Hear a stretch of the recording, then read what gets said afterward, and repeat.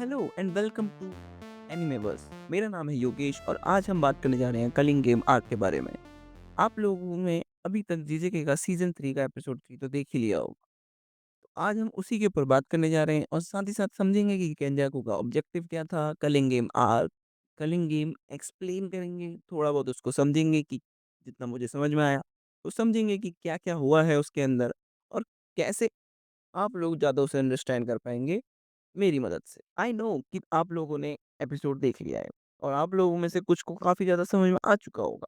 पर आप में से कुछ लोग ऐसे भी होंगे जो ऐसी ही कोई वीडियो ढूँढ रहे होंगे। तो अब आपका बिना ज़्यादा टाइम वेस्ट करे आइए शुरू करते हैं और इसको समझते हैं कि इसके अंदर क्या हुआ था। थोड़ा बहुत जो मुझे समझ में आया मैं आपको समझाने की कोशिश करूँगा। अगर आपको मेरी बातों में कुछ भी गलत लगता है तो आप कमेंट करके ज़रूर बताइएगा।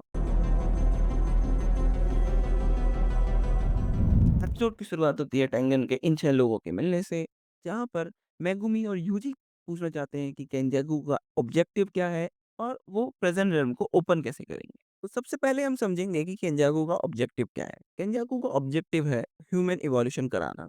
ह्यूमन इवोल्यूशन वो कराना चाहता है टेंगन के साथ लोगों का मर्जर करा के।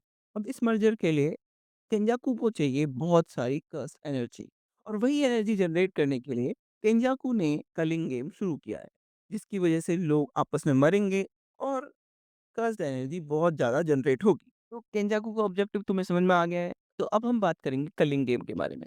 कलिंग गेम हमारा जापान के अंदर जो 10 कॉलोनीज़ हैं, उनके अंदर होगा, जिसके अंदर इनिशियली 8 रूल हैं, जो कि आगे चल के 11 होंगे और अगर तुम उन 3 अगले रूल को भी जानना चाहते हो तो कमेंट करके बताना, तो मैं आपके ऊपर वीडियो बना दूँगा। बाकी अभी हम बात करते हैं जो स्टार्टिंग के इनिशियली 8 रूल हैं, जो कि केंजाकू पर भी अप्लाई होंगे। तो जो सबसे पहला रूल है, उसमें जिन लोगों की भी कर्स टेक्निक अवेकन्ड है, उन लोगों को 19 दिन के अंदर कलिंग गेम के अंदर पार्ट लेना होगा।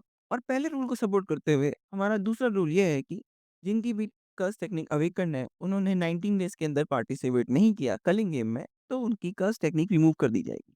तीसरा रूल हमारा ये है कि अगर कोई भी नॉन प्लेयर यानी कि आम इंसान हो या सॉर्सरर हो, वो किसी भी 10 कॉलोनी के अंदर गलती से भी एंटर करता है, तो वो एक उसका पार्टिसिपेंट है। पार्टिसिपेशन के बाद हर किसी पार्टिसिपेंट को कलिंग गेम्स में स्कोर करना या फिर पॉइंट्स लेना ज़रूरी है।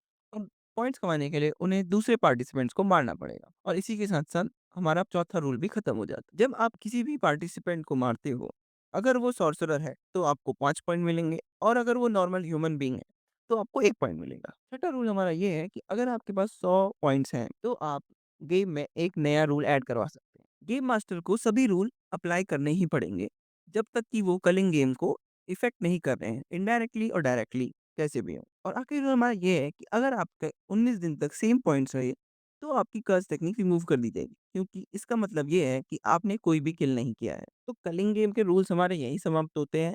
अगर आपको आखिरी के 3 नए रूल जो कि बाद में ऐड होने वाले हैं, उनके बारे में जानना है तो कमेंट्स में ज़रूर बताइएगा ताकि मैं आपको समझा पाऊँ अगली वीडियो में। फिलहाल के लिए हमारे कलिंग गेम के रूल्स यहीं समाप्त होते हैं। आपको मिलते हैं अगली वीडियो में। अगर आपको ये वीडियो पसंद आई हो तो लाइक कीजिएगा, सब्सक्राइब कीजिएगा और साथ ही साथ कमेंट करके ज़रूर बताइएगा कि आपको ये वीडियो कैसी लगी। तब तक के लिए मैं चलता हूँ। Okay, Tata, bye-bye.